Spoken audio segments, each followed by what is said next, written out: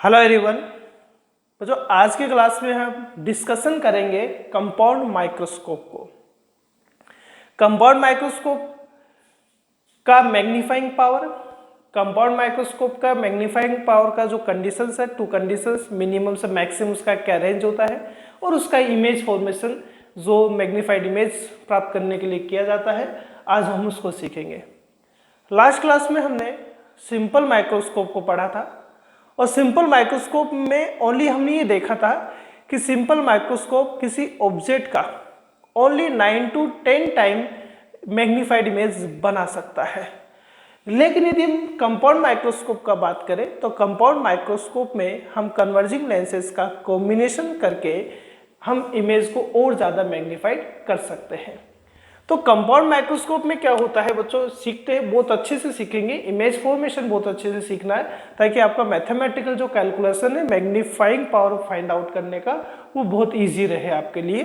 तो चलो, compound microscope में क्या होता है बच्चों, दो लेंसेस होते हैं और दोनों के दोनों कन्वर्जिंग लेंसेस होते हैं। एक लेंस को हम ऑब्जेक्टिव लेंस बोलेंगे और एक लेंस को बच्चों हम आई लेंस या आई पीस हम बोलेंगे। आई लेंस या आई पीस हम इसको बोलेंगे। अब ऑब्जेक्टिव किसको बोलेंगे, क्यों बोलेंगे, उसका रीजन है। और आई लेंस या आई पीस हम किसको बोलेंगे, क्योंकि दो कन्वर्जिंग लेंसेस होंगे। एक का नेम ऑब्जेक्टिव दिया जाएगा, एक का आई लेंस नाम दिया जाएगा, और ये नाम क्यों दिया जाएगा उसका कोई ना कुछ स्पेशल है, रीजन भी है। तो चलो स्टार्ट करते हैं। तो बच्चों, इसमें दो लेंसेस अपने पास है। ये फर्स्ट लेंस हम ले लेते हैं, कन्वर्जिंग है दोनों के दोनों। ये फर्स्ट कन्वर्जिंग हुआ, ये फर्स्ट कन्वर्जिंग लेंस है। और इस फर्स्ट कन्वर्जिंग लेंस का ऑप्टिकल सेंटर हम C1 मान लेते हैं, इसका फोकस हम F1 मान लेते हैं। मैं मान लेता हूं कि बच्चों मेरे पास जो ऑब्जेक्ट है वो AB ऑब्जेक्ट है। सपोज ये AB ऑब्जेक्ट है, मुझे इसको मैग्नीफाइड करके देखना है। तो इसको मैग्नीफाइड करके देखने के लिए मुझे इसका इमेज फॉर्मेशन का मेथड कुछ इस तरीके से यूज करना पड़ेगा ताकि ये जो दोनों कंपाउंड माइक्रोस्कोप में यूज आने वाले जो लेंसेस है, इसका एक मैग्नीफाइड इमेज बना सके। इसलिए हम इसका इमेज फॉर्मेशन सीखते हैं कि किस तरीके से हम इसको टैकल करते हैं, किस तरीके से हम इसको डील करते हैं ताकि इमेज फॉर्मेशन में इमेज अपने पास मैग्नीफाइड प्राप्त हो। तो इसके लिए हम क्या करते हैं बच्चों, इनिशियली सबसे पहले हम क्या करते हैं, जो ऑब्जेक्ट AB है उस ऑब्जेक्ट AB को इस फोकस से यानी बियॉन्ड टू फोकस हम रखते हैं। ये बियॉन्ड टू फोकस हमने रखा है। अब देखिए, ये ऑब्जेक्ट जो है, ये जो ऑब्जेक्ट है बच्चों इस लेंस के नियर बाई है। सबसे पहले इस कन्वर्जिंग लेंस के नियर बाई है, इसलिए हम इसका नेम देंगे ऑब्जेक्टिव लेंस। तो ये ऑब्जेक्टिव लेंस होता है क्योंकि ऑब्जेक्ट इसी के पास में रहता है। ये ऑब्जेक्टिव लेंस O से हम इसको बता देते हैं। तो ये इसका फोकस हो गया FO ऑब्जेक्टिव। इसका जो डिस्टेंस होगा वो क्या होगा, UO होगा, ऑब्जेक्टिव का जो अपने पास में ऑब्जेक्ट का डिस्टेंस है। ठीक है, अब अपने को इसका इमेज फॉर्मेशन पता होना चाहिए। अब तू देख सकते हैं कि जो ऑब्जेक्ट है वो बियॉन्ड टू अपने पास फोकस है, और बियॉन्ड टू जब भी फोकस रहता है तो इमेज बच्चों अपने पास इसके राइट साइड में बनता है। और उस इमेज का नेचर क्या रहता है, वो इमेज रियल बनता है, इन्वर्टेड बनता है, रियल बनता है, इन्वर्टेड बनता है, और साइज में मैग्नीफाइड भी बनता है। तो हम इमेज फॉर्मेशन इसका करते हैं। इमेज बनाने के लिए बच्चों हम यहाँ 2 रेज का यूज करते हैं। फर्स्ट रे हम पैरेलल टू प्रिंसिपल एक्सिस ले रहे हैं, और सेकंड रे हम यहाँ ऑप्टिकल सेंटर वाली ले रहे हैं। ऑप्टिकल सेंटर वाले में कोई भी डेविएशन नहीं होता है, ये बिल्कुल स्ट्रेट बनानी है भाई। ठीक है, बिल्कुल भी डेविएशन नहीं करना है, बिल्कुल स्ट्रेट पास आउट करा देना है। ये पैरेलल टू प्रिंसिपल एक्सिस हमने प्रिंसिपल फोकस से बच्चों यहाँ पास होगी, ये प्रिंसिपल फोकस हो गया, ये प्रिंसिपल फोकस से पास हो गया। अब ये दोनों जो रेज है इस पॉइंट पर इंटरसेक्ट कर रही है, और जिस पॉइंट पर आपको इंटरसेक्ट ही करेगी वहां पर ही अपना क्या बनाएगी, कि इमेज बनाएगी। मैं मानता हूं image A dash and B dash है। ये इमेज बना है, ये A डैश B डैश जो इमेज है यहां लिख रहा हूं बच्चों। A डैश B डैश क्या है, अपने पास एक इमेज है। ये ऑब्जेक्टिव लेंस था, ये ऑब्जेक्टिव लेंस है। ठीक है, और ऑब्जेक्टिव लेंस को हम O से लिख देते हैं। A डैश B डैश जो है इमेज है बच्चों, और इमेज किसकी है, ये AB की इमेज है, और इसका जो नेचर रहेगा वो रियल रहेगा और इन्वर्टेड रहेगा। ठीक है, और लार्ज भी रहेगा।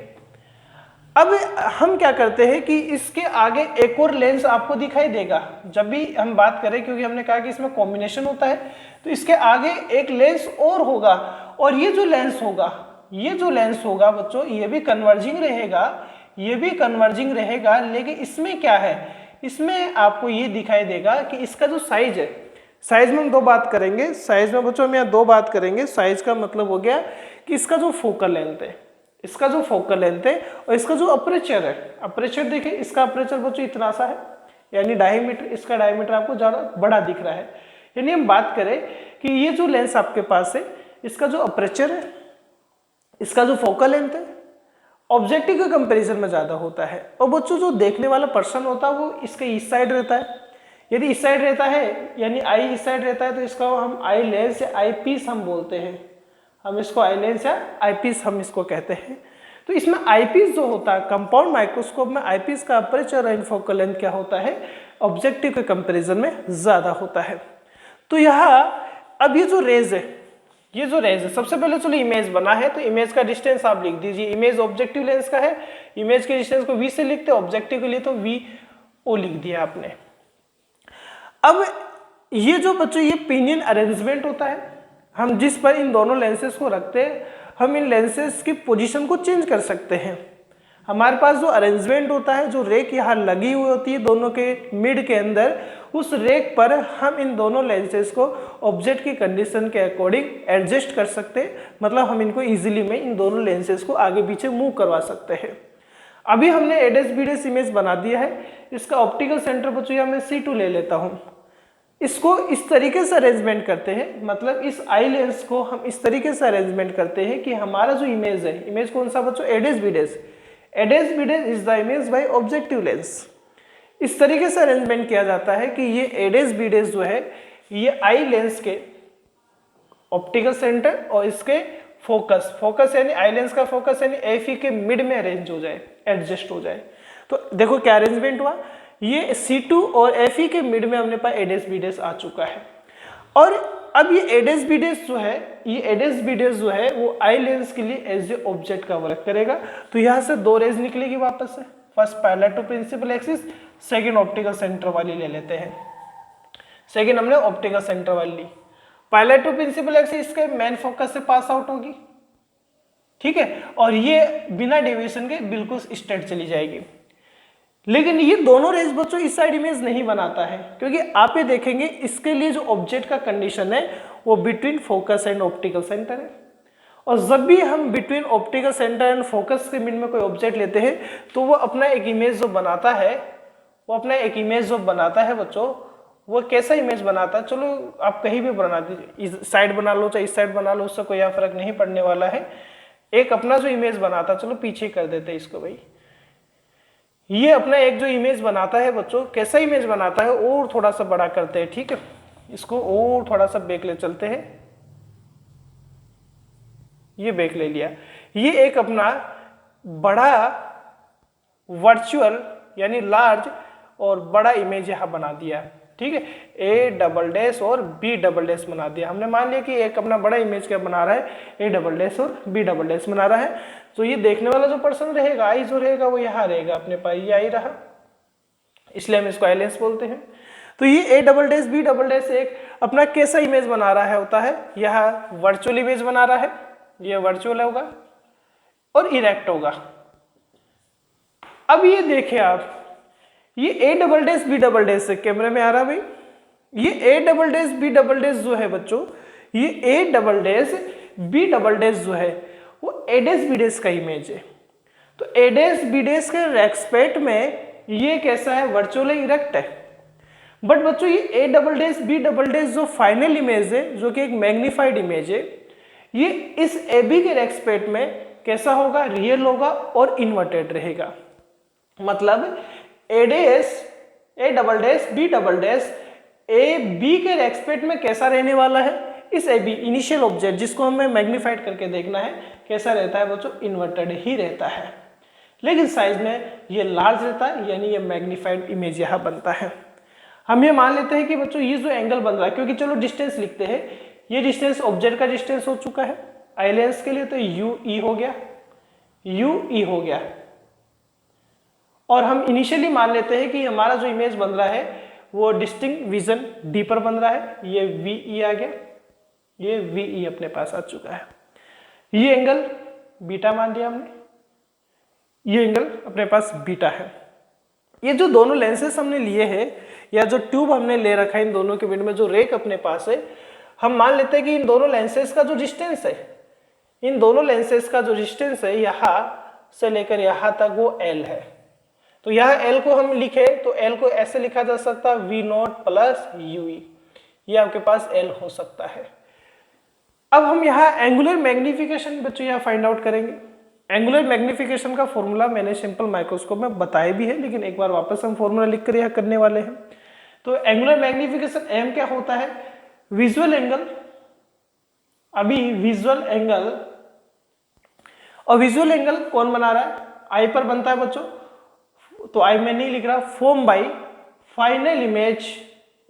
और बच्चों फाइनल इमेज कौन बना रहा है, फाइनल इमेज यहाँ आई लेंस बना रहा है, तो आई लेंस कर सकते हैं।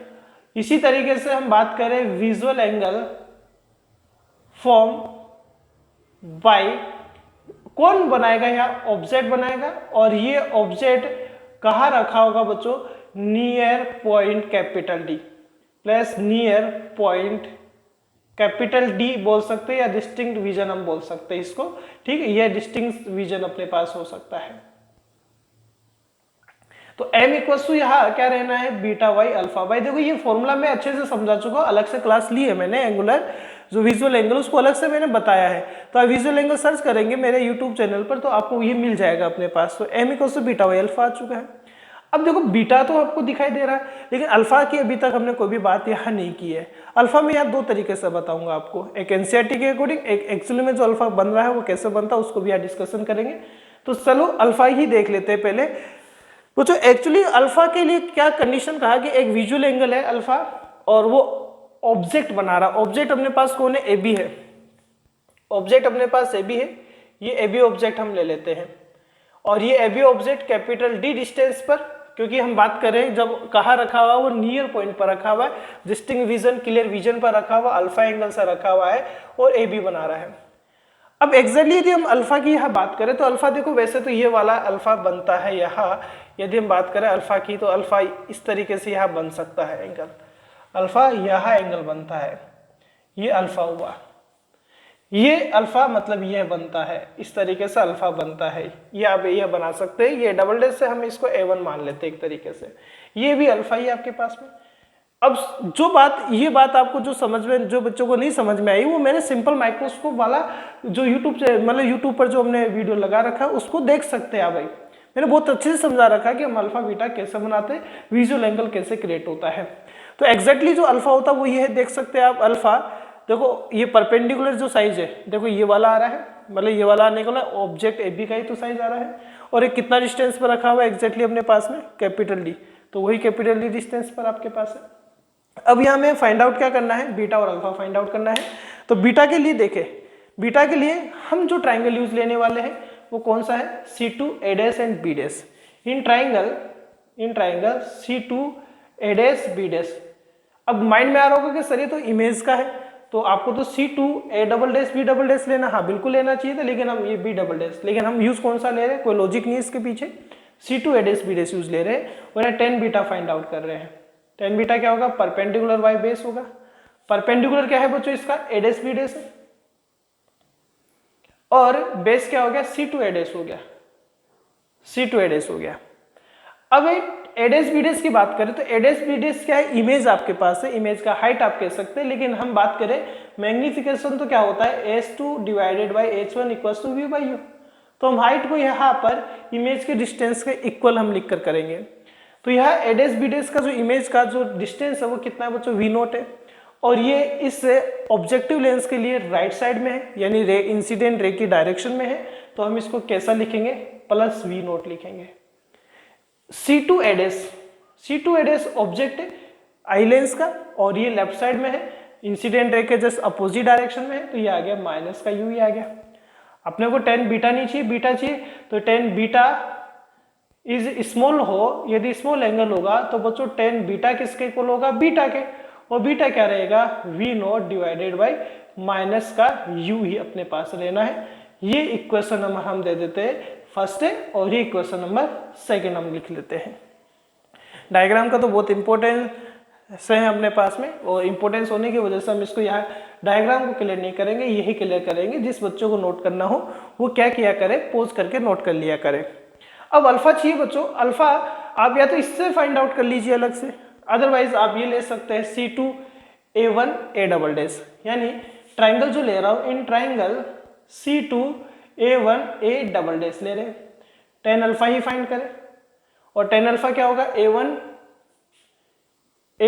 डबल डैश और divided by C2A double dash रहेगा, C2A डबल डैश। ठीक है, अब A1A डबल डैश क्या है बच्चों, AB तो है, इसका जो हाइट है वो AB ही तो आ रहा है अपने पास में, और ये जो डिस्टेंस है हम इसको -d लिख सकते हैं, जो डिस्टेंस है वो -d है। अब देखें, आप ही देखें AB कौन है, AB is the object, initial object, क्योंकि एंगल ये अल्फा ऑब्जेक्ट के लिए ही तो है, इनिशियल ऑब्जेक्ट AB के लिए, और AB का जो हाइट है वो हम डिस्टेंस के इक्वल यदि लेते हैं तो यह क्या रहेगा, U नोट रहेगा, और U नोट यहाँ क्या रहेगा, तो टेन अल्फा यदि मिनिमम होगा तो अल्फा के इक्वल होगा, अल्फा क्या आ जाएगा AB यानी -U note divided by -d, सो ये आ गया U note divided by d। ये हमने क्या फाइंड आउट कर लिया है बच्चों, सेकंड इक्वेशन में तो बीटा है, और फर्स्ट इक्वेशन में अपने थर्ड इक्वेशन में अपने पास क्या है, अल्फा है।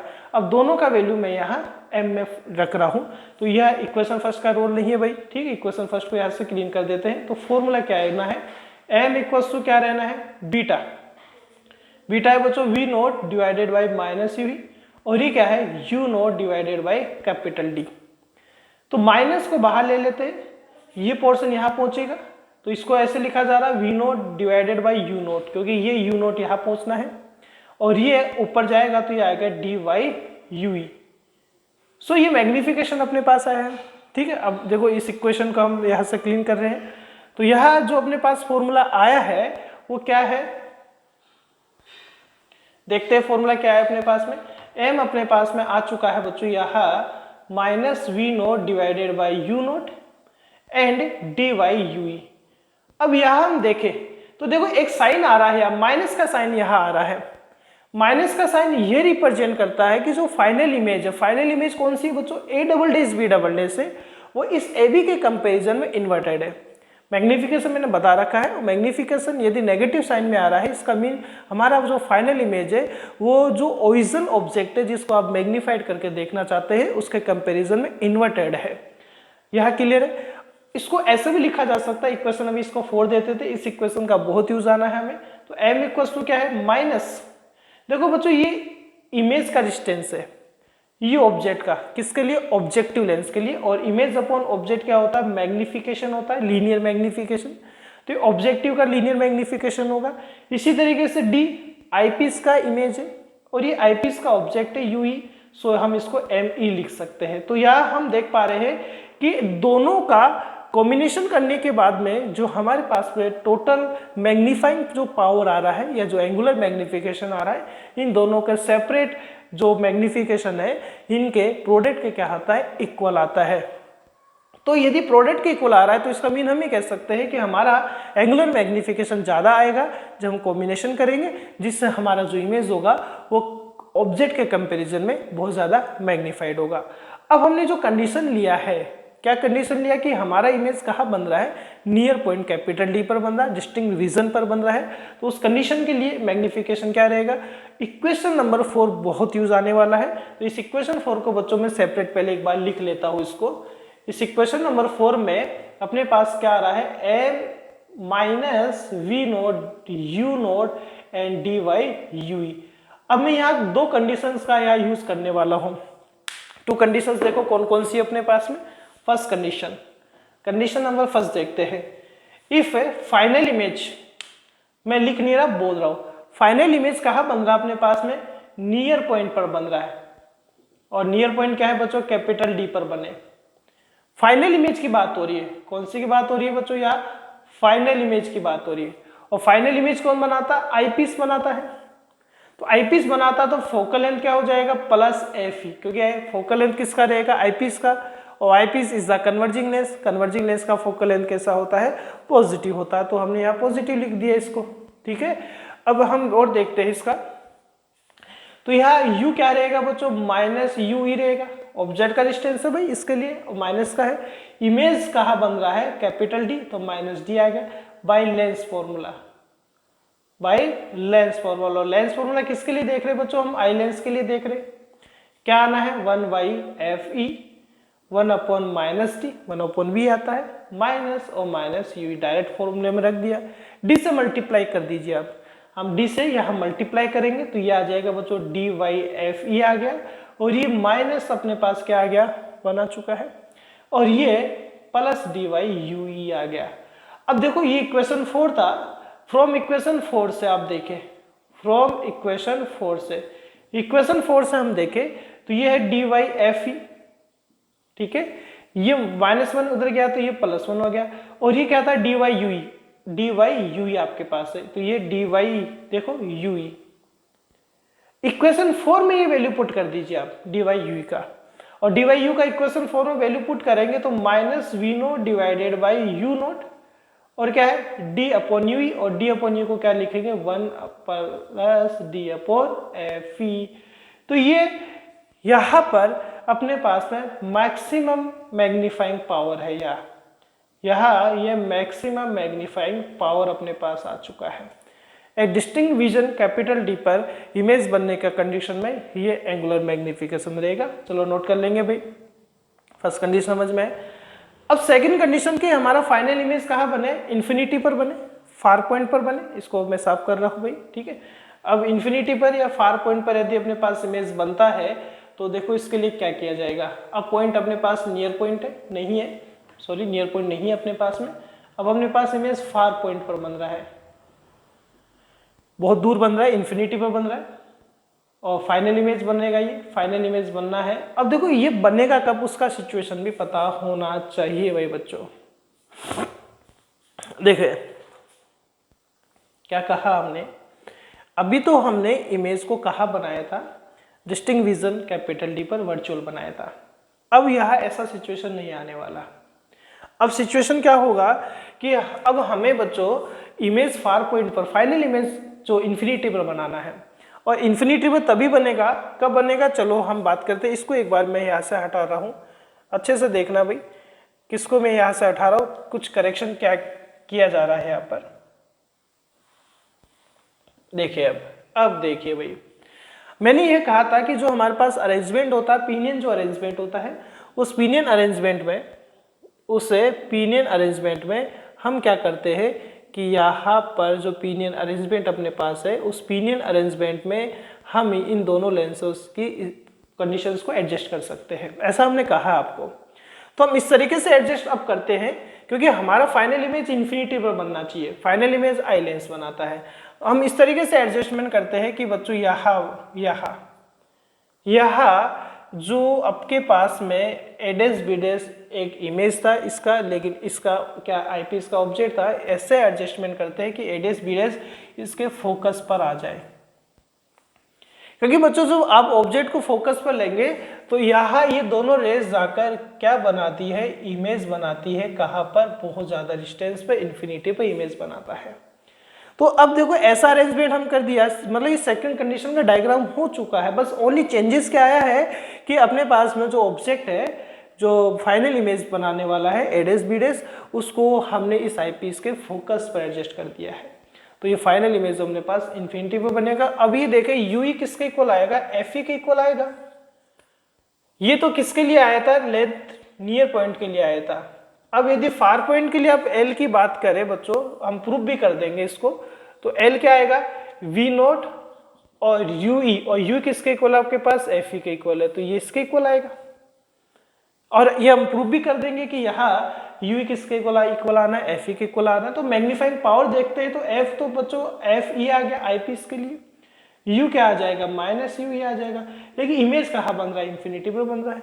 सो लेंस फॉर्मूला क्या होगा, 1/f, ये माइनस सॉरी इन्फिनिटी आ गया, ये माइनस यू आ गया। तो हम देख पा रहे हैं एफ ई के इसके इक्वल आया, यू के इक्वल आया। तो लगाइए इक्वेशन 4 में वैल्यू, तो एम क्या आएगा, -v0/u0, और ये क्या रहेगा बच्चों, dy/u, और u यानी एफ ई। तो ये मैग्नीफाइंग पावर आ गई। इस कंडीशन में लेंथ जो होगा दोनों ट्यूब के मिड का या ये सॉरी दोनों लेंसेज के मिड का ये ट्यूब का जो लेंथ है V0 और प्लस क्या रह जाएगा F ही रह जाएगा। ये इसका इस कंडीशन में मैग्नीफाइंग पावर रहेगा। बहुत अच्छे न्यूमेरिकल आते हैं। न्यूमेरिकल ध्यान करने के लिए न्यूमेरिकल करने के लिए बच्चों आप कोशिश से करें कंपाउंड माइक्रोस्कोप या एस्ट्रोनॉमिकल टेलीस्कोप जिसमें कॉम्बिनेशन मेथड का यूज किया जाएगा, उनमें ये ट्राई करें कि हम इनके डायग्राम्स बना लें। डायग्राम का मतलब ऐसे पूरी रेस को नहीं बनाना, ऐसा बनाना है कि ऑब्जेक्ट ए बी है, यू नो डिस्टेंस पर है, इमेज बना वी नो डिस्टेंस पर बना, डिस्टेंस रीजन या इन्फिनिटी में बना तो यू इतना है। तो कहने का मीन नॉर्मली हम डिस्टेंस किस जैसे मतलब डिस्टेंस को बताते हुए हम नॉर्मली इसका डायग्राम बना लेंगे तो न्यूमेरिकल बहुत आसान हो जाएगा इनका। हम न्यूमेरिकल लास्ट में करके भी बताएंगे इनके। ठीक है बच्चों, थैंक यू।